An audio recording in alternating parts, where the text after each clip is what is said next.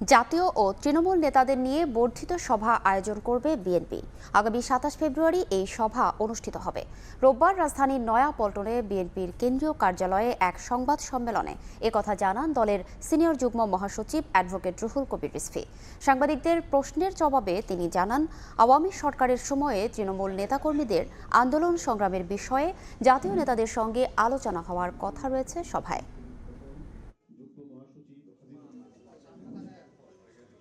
তৃণমূলের নেতাকর্মীদের যে মনের যে আবেগ, তাদের যে স্পিরিট, তারা যাতে সংগ্রাম করেছেন, নেতৃত্ব দিয়েছেন, অনেকে নানা ধরনের জুলুম, নিপীড়ন, নির্যাতন, অত্যাচারের সম্মুখীন হয়েছেন, সবকিছু মিলে সেই কথাগুলো হয়তো তারা বলবেন।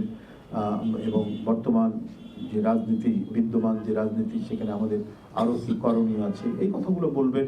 সেটা আমাদের পলিসি মেকার, জাতীয় স্ট্যান্ডিং কমিটির নেতৃবৃন্দ থাকবেন, সিনিয়র নেতৃবৃন্দ থাকবেন, তারা সেটা শুনবেন।